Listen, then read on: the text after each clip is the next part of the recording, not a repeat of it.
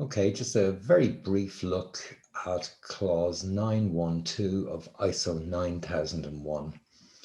The whole area of customer satisfaction is widely debated in ISO communities. In particular, one of the frustrations of auditors is that we go into companies and we look at what organizations do in response to this particular clause, and oftentimes we're amazed at the amount of detail that's collected. A lot of people put out surveys and they get responses, although it might not be a requirement to put out a survey, but certainly it's one of the options. And the big problem we have and the frustration is that oftentimes there's valuable information coming back, being reported through these systems, and it's not being assessed, it's not being analyzed, it's not being taken as a prompt, I guess, on a way that an organization might improve its service offerings. My favorite approach, and I think most of us at the Enable ISO organization would agree that the idea to keep things simple, where there's a measurable value to your activity. When you consider it's all about, collecting the perception of the customer and just reading the criteria, and monitor customers' perceptions of the degree to which their needs and expectations have been fulfilled. So yeah, it's not necessarily going to be the same expectation for every organization, because you will have your own unique way of monitoring this particular aspect. I favor the Net Promoter Score, and uh, for those of you who are not familiar, there's plenty of valuable information available through a Google search. But Net Promoter Score is a straightforward two-part survey, if you like. And it doesn't necessarily require that you ask the customer to respond to a written survey or respond to an email campaign with the response. It's something that can be ascertained by liaisons or people who are responsible for maintaining contact with customer organizations.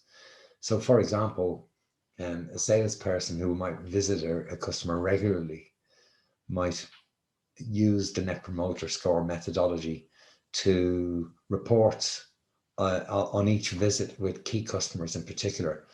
And likewise, there's a measure that could be taken with people in those construction sectors where they're providing services into builds where there are ongoing reviews and site meetings and so on to evaluate progress.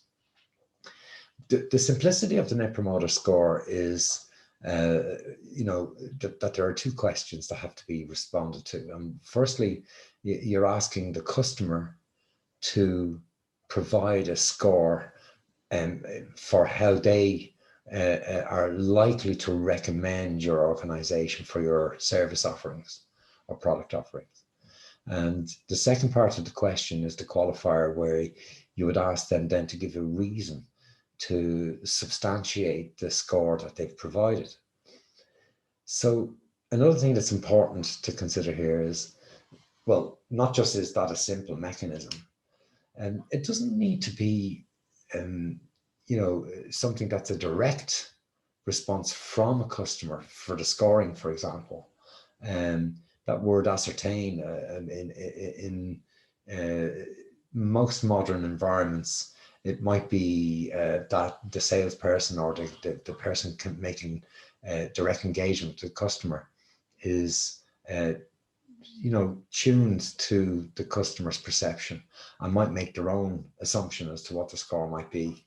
And independence might be in question there in some professions. But I think if you're working for yourself and the transparency in the model really makes some sense to you, you want to use it to record real assumptions and provide that honest transparency into a meeting. It has some value. However, you've got to think then, does that meet the requirements that an auditor might expect when they come into your environment. Net Promoter Score is good. Surveys have a value where they make sense. But I guess the other side of it then with regard to customer satisfaction has to be addressed, which is customer complaints. There's no question about it.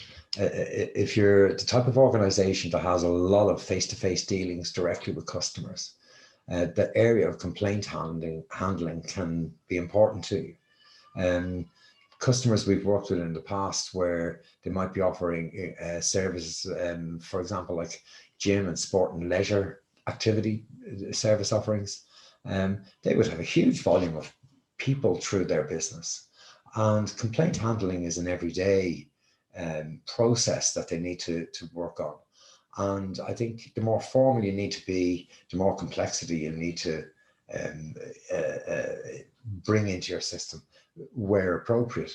So I have to keep that in mind. And all I would say is that your auditor is going to expect that if you are dealing with volumes of complaints, you know, like 10 or 15 or 20 per month, that kind of level, an auditor will expect a high degree of formality with regard to how you handle complaints.